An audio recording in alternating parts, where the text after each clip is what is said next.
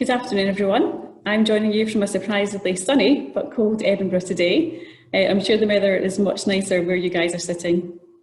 First of all, I'd like to thank you for joining me today and the British Business Group for giving me the opportunity to talk to you about how to access high-performing UK residential property. The original plan was actually to hold this in person in March, but unfortunately we had to cancel that for obvious reasons. So here we are. My name is Michelle Grant and I'm Investment Director at Grant Property, and I've been helping clients invest in the UK market for the last 18 years. So we're going to start this morning's webinar by talking to you a bit about the UK buy-to-let market. We'll highlight some key trends and talk about the effects of COVID-19. We'll then finish up by me answering some questions that have been submitted by some attendees just prior to the event. So without further ado, I will share my screen with you and we'll get started.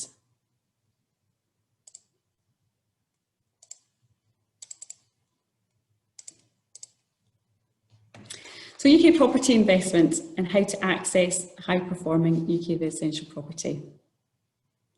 So we'll start by talking a bit about what we do and why we do it. We'll then talk through the different investment options that you may have been considering in the UK. Get on to some case studies and then we'll finish off by the fun bit. So please stay tuned until then. So what we do and how we do it. We basically do everything on behalf of our clients from start to finish. We physically source the property on your behalf, we then renovate it, we furnish it, and then we do the ongoing property management. And that's the thing that really makes us unique as a business, the fact that we do offer that one-stop shop solution. In addition to that, we cover 10 cities throughout the UK. We have a 23-year track record, and we've actually helped clients invest in over 2,500 properties. And clients actually help us grow as a business. And they really do that is by happy clients buying again and also telling their friends. So one of the most important things we do as a business is really understand our customers. And our customers are our tenants. And it's important for us to understand how we meet their needs. The tenants tend to be looking for properties in a great location, in a good condition, that are safe and affordable to rent, and that also have low energy costs. So to that end, from 2006, we've actually cut our CO2 emissions by 30%. In addition to that, tenants are looking for a company that will give them good service and provide efficient repairs. So what we do as a business is we only buy properties in great locations. We then renovate every property to a high standard and put in safety features and make them energy efficient. So we're helping our clients by focusing on these low-risk properties, being fully accountable, and also by using our buying power, which helps you save time and money. So tenants refer their friends, which helps your occupancy, and investors tell their friends, which helps us grow as a business. So coming on to the different investment options you may have been considering, the first one is looking at different tenant types throughout the UK. Now this pie chart here shows the UK as a whole, and you can see that the biggest section of that is actually the student market. And that's actually one of our key focuses. So students are a big market, and there's definitely growing rental demand in that space. They're not very price sensitive, so it tends to be bank of mum and dad that are actually paying the rents on their behalf. And they're very low risk, and what we mean by that is that every tenancy will have a joint and several liability lease. So everyone on that tenancy is responsible for the full rent payment each month. And in addition to that, they'll also have a guarantor, and that is usually their parents that are there in case of any default in terms of rent. The next type is really the young professional market, and they're also great, but they just don't have any guarantors. The corporate market is good, but it's very small. It's probably actually slightly less than 5%. And families can be good, but they're very price sensitive. And last but not least, we come on to the social housing market, and we say that is much higher risk. So that's actually not a market that we get involved in at all. So to summarise in terms of types, we really focus on students and young professionals.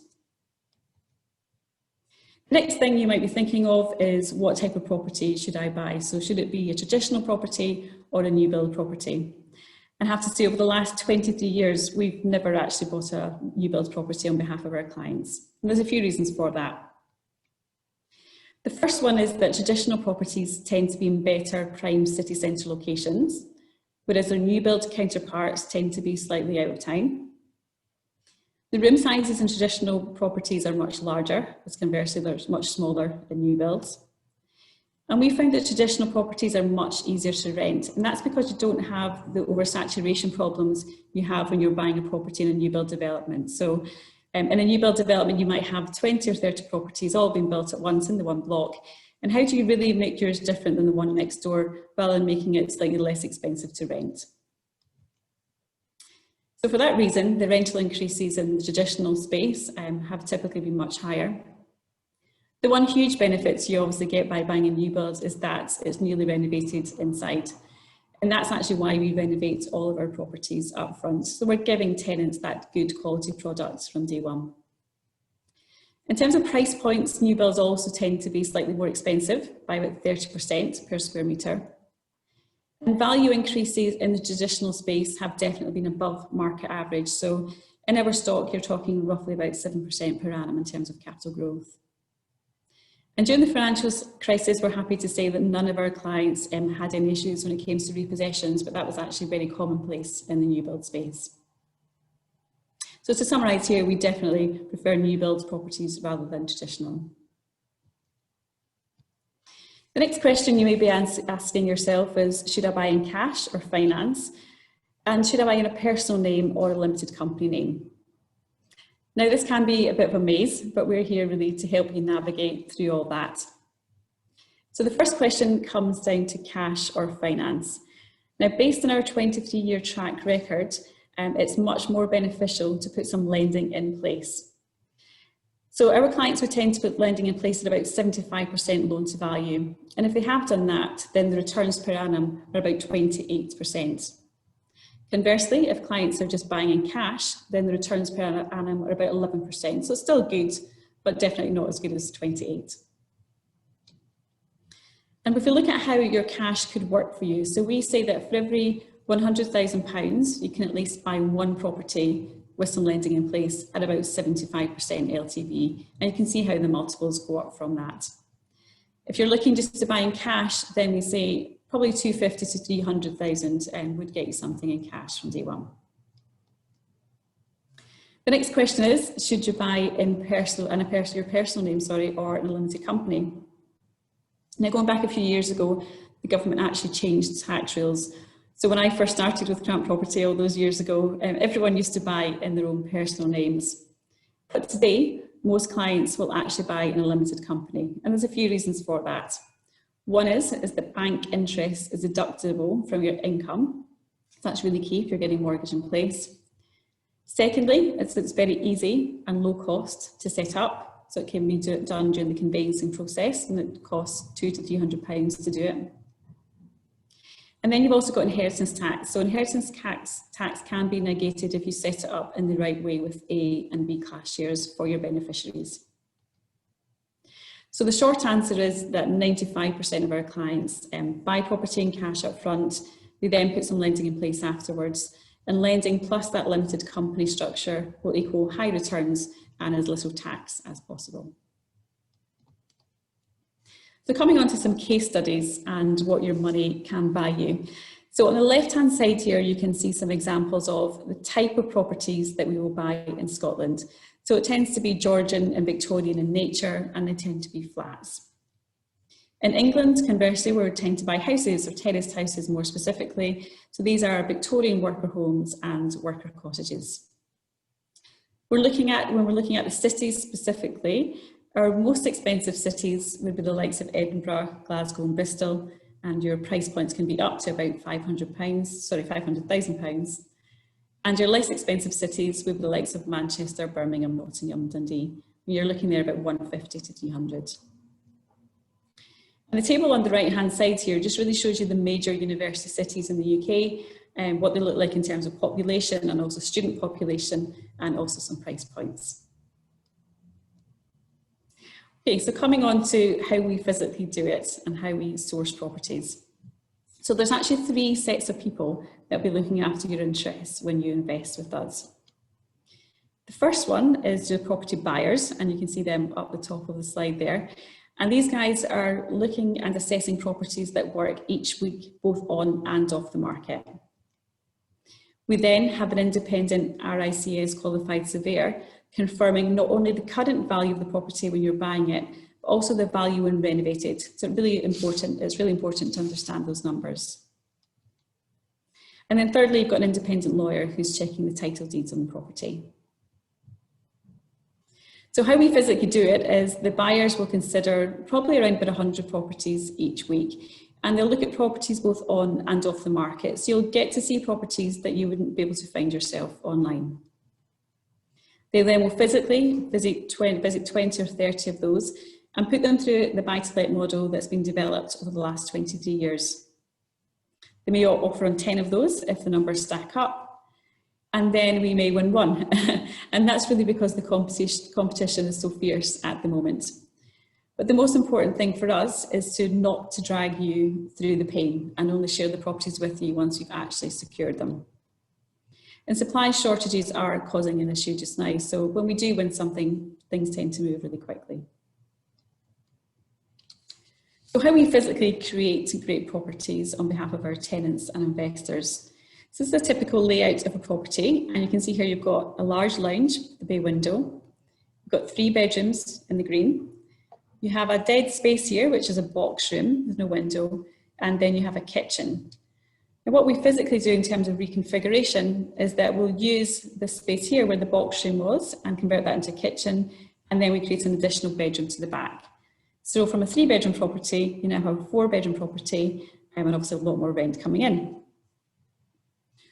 What we'll give you is we'll give you a fixed price up front for the renovations, and they generally take between 6 to 8 weeks to complete. So if you've ever renovated anything yourself, you'll understand that that is pretty fast.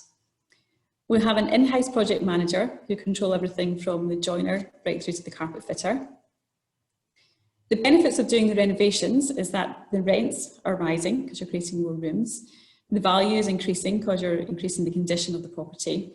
And also your maintenance costs are reduced. So all of our work comes with a 12-month warranty after completion. You'll even have a 7-year warranty on things like boilers and 2 years on your appliances. So we're really looking to minimise any maintenance costs going forward. In terms of what we're typically doing, we're reinstating original features, putting in new kitchens, bathrooms, central heating systems, etc. So we're really taking things back to brick. And I'm not sure if anyone's experienced what they lived in when they were a student, but they're certainly done to a really high standard, and they're much nicer than anything I've ever lived in. In terms of the numbers, this is a property in Edinburgh as an example. So if anyone knows the city at all, you'll know Marchmont Road. So it's one of the most popular student locations in the city. So the purchase price on this particular property when the client bought it was £300,000. They spent about £40,000 renovating it. An independent surveyor confirmed that it was worth £300 at the beginning, and then it would be worth £340 after the renovations. Now, what we've managed to do through the reconfiguration is increase the rent on this particular property from £975 per month to £1,700. So you're getting a massive increase in your rental income. And the yield from 3.9 up to 6%. So that's an increase of 53% on your return. Now, the good news is that we actually increased our rents by 10% just this year. So the yield on this particular property is now sitting at 12%, which is absolutely fantastic for Edinburgh. In terms of COVID-19, is it an opportunity? Well, what we're definitely seeing in the market are supply shortages. As I just mentioned, we increased our rents by 10% this year, and house prices do continue to rise. So our verdict is that short supply and very high demand is pushing things in the right direction, and there's really a sense of urgency which is driving more investment at the moment. That also coupled with the stamp duty holiday that's currently in place. So in terms of COVID-19, some sellers are holding off altogether. Some are putting their properties on and testing the market but are not quite ready to discount. And some are nervous and may reduce their price, but that will be in a case-by-case scenario. But there may be an opportunity for us to take advantage there. Talking about supply shortages again, we would always advise clients to take some time out before they go live and be sure you're ready, because when you do decide to go for something, it probably will be quite a fast process. But when you are ready, we've got an online platform called Applecross Investments, and that allows you to choose and reserve any given property. What we take as a company is we take a £5,000 reservation fee, and that really just helps prevent gazumping in this market, and it's fully transferable if the seller withdraws from the sale. In terms of managing risks, property is a time-intensive asset class, but our service is here and it's geared towards to take care of every aspect of that. Property prices can fall, and they did fall during the financial crisis by about 10%, but rents rose during that period as well and the market recovered. And interest rates could rise, so banks do offer fixed rates if that's something you're concerned about. And there are ever-increasing regulations when it comes to renting properties in the UK, but we take care of all of that as a given. So we would say that property is low risk and easy to understand. So in terms of the approach and does it work? Well, we're really happy to say that 8 out of every 10 properties are actually let before the renovations are complete, which is a fantastic stat. We operate at about 95% occupancy, but as of today, we're actually at 97% occupancy, so that's great. And we've got 0 bad debts, especially on student flats. We talked about rents earlier, increasing by about 10% this year. And your returns per annum can be 28%, and that's the average performance over the last 23 years when geared. And we can share our financial model with you to show those stats. And 98% of our clients say they would refer us to a friend or colleague, which we're very proud of. So if you do want to chat to a client that's based over in Dubai, we're more than happy to connect you to them. So coming on to the fun bit, banks and tax. Now, what we would say is make sure that you select your bank wisely. Some banks, believe it or not, are still recovering from the financial crisis. So some key questions you should be asking a bank before you decide to work with them. So the first one is, will they even lend? So some key questions around that are, do they lend to 3 to 5 bedroom properties? Some banks don't. Will they lend to the renovated value? Because that will actually allow you to reduce the amount of cash that you have to put down, so that's key. And will they lend to a limited company? Because that does open up some tax efficiencies. Secondly, is there an interest-only loan possible? Because that will preserve your cash. Thirdly, will they actually deliver? So there's lots of banks that say they're in the market, but then don't actually deliver. So it's good to check with existing clients and what their experience has been.